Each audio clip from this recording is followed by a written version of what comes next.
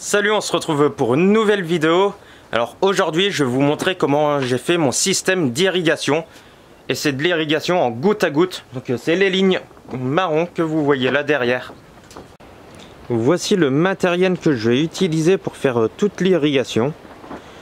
Du coup c'est une irrigation en goutte à goutte. Donc là c'est le tuyau marron que vous voyez là.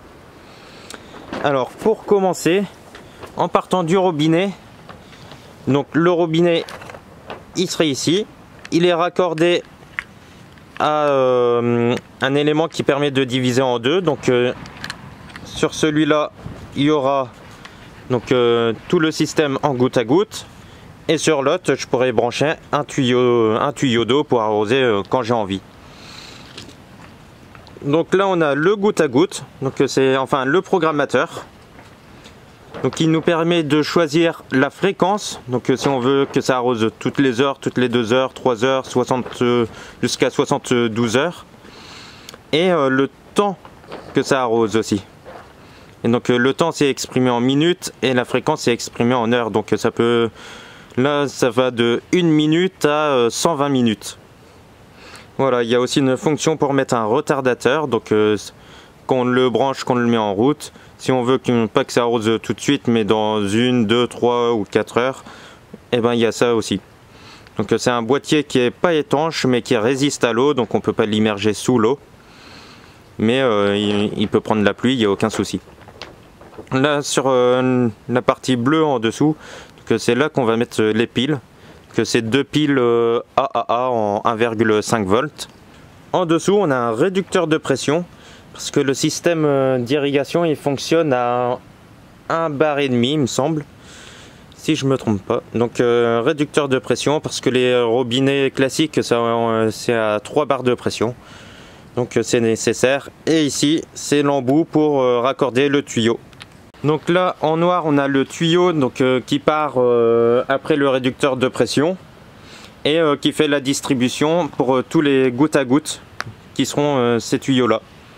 Pour le goutte à goutte, si on laisse débiter l'eau pendant 1 heure, et ben pour chaque trou qui sont espacés tous les 33 cm, il y a 2 litres d'eau qui sort par trou. Et les gouttes à gouttes, ben, c'est les petits trous là qu'on voit, les petits trous qui sont un peu en bleu là. Pour l'espacement des lignes d'arrosage, sur les 2 bandes centrales, je vais mettre 2 lignes moi. Donc 2 lignes réparties sur les 1,10 m de large. Et après sur les autres, je vais mettre que une ligne. Donc là, il n'y aura qu'une ligne sur 1,10 m. Et sur le côté, il y aura une ligne sur 60 cm de large. Idéalement, les lignes sont espacées entre 10 cm et 50 cm au plus large. Donc là, moi, je vais faire l'expérience comme ça. 2 lignes pour les bandes centrales et une ligne pour les autres. Et au pire, j'en rajouterai si c'est nécessaire.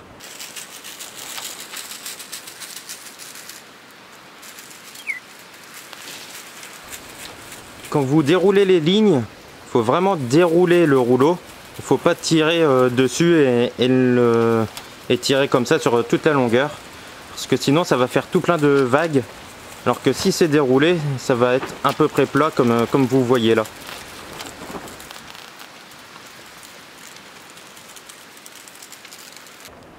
Alors là on voit bien que les lignes ne sont pas très droites. Donc pour les fixer, soit vous pouvez, enfin il existe des crochets en plastique pour mettre dans le sol. Mais bon ça coûte cher pour ce que c'est. Sinon vous pouvez utiliser des pierres. Ça fonctionne très bien. Ou sinon vous pouvez faire avec des crochets en U avec des fers à béton que vous pliez. Vous achetez des fers à béton diamètre 6 mm et vous les pliez vous-même. Et puis ça fait très bien le boulot et c'est beaucoup moins cher que les crochets en plastique. Alors pour le bout, moi je les maintiens avec des pierres.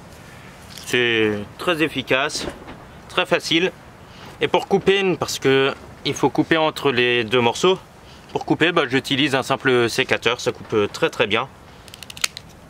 Voilà, très efficace. Il faut faire attention, c'est à pas couper près du goûteur. Là on voit qu'il y a le goûteur, les 2 petits trous. Parce qu'à l'intérieur, il y a un élément qui resserre en fait, qui rétrécit le diamètre du tuyau.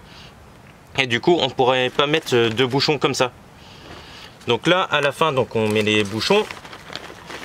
Donc un bouchon et un clips comme ça. Et donc pour le bouchon, bah, hop, on rentre en force. Voilà.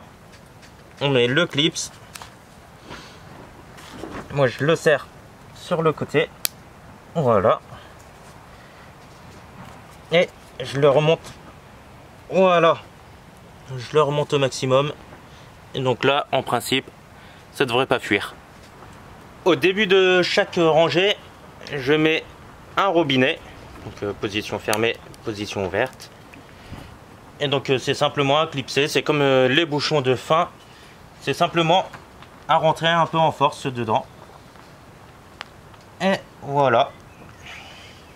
Et pareil pour l'autre.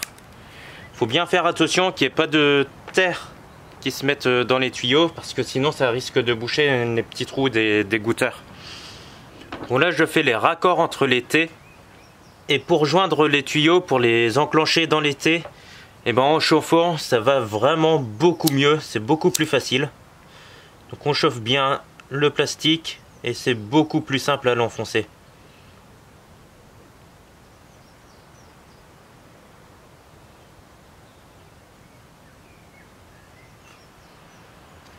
Voilà.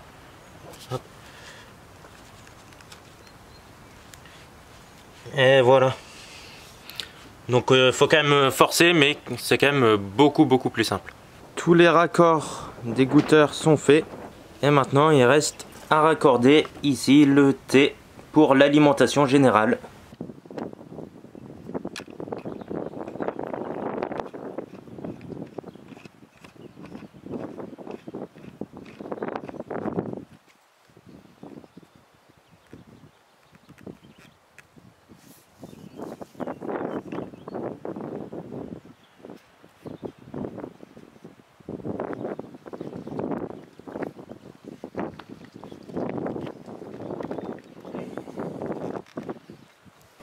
Alors là c'est bon, c'est branché et on voit bien que ça sort, hein, que ça a quand même un débit assez important.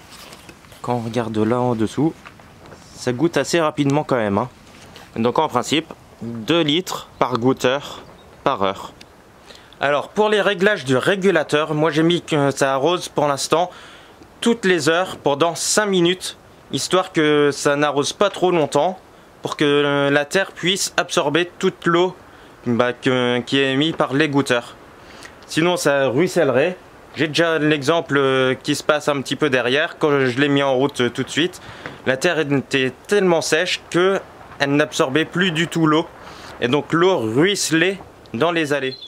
Voilà, ça fait maintenant 1 semaine que j'ai tout installé les gouteurs. Donc avec cette semaine de recul, je peux déjà en tirer quelques conclusions. C'est comme quoi sur la bande de 1,10 m de large, là où j'ai mis que 1 ligne, bah c'est vraiment trop peu. Il faut minimum en mettre 2, et 3 ça serait bien, parce que ça n'arrive pas à arroser assez large en fait. Le cône d'arrosage il n'est pas assez large. Donc là où j'en ai mis 2, ça va. Mais là où j'en ai mis qu'une, je dois revenir arroser de temps en temps avec un tuyau d'arrosage en plus. Concernant les réglages du régulateur, moi j'arrose toutes les 3 heures pendant 5 minutes. Parce que si je mets moins de temps, donc si je mets moins de 5 minutes, il n'y a pas beaucoup d'eau qui arrive sur la plate-bande. Après sinon c'est 10 minutes et là ça commence à faire trop. Et 3 heures, je pense que c'est un bon écart entre les arrosages. Pour l'instant, il n'y a pas beaucoup de plantes sur les bandes. J'ai semé une ligne de haricots, j'ai semé quelques carottes et planté des oignons et des pommes de terre. Donc je vais voir avec le développement des cultures dans la serre si ça nécessite d'un arrosage plus régulier, ou voir si c'est trop, si je mets trop d'eau, et à ce moment-là diminuer et se passer peut-être toutes les 4-5 heures les arrosages. Bon voilà, c'est la fin de cette vidéo. Si vous avez aimé, n'hésitez pas à liker, à vous abonner aussi, et comme ça vous permettra de voir l'évolution que j'ai sur mon terrain et ce que je mets en œuvre aussi, l'évolution des cultures. Voilà, c'est la fin de la vidéo. Allez, à la prochaine, salut!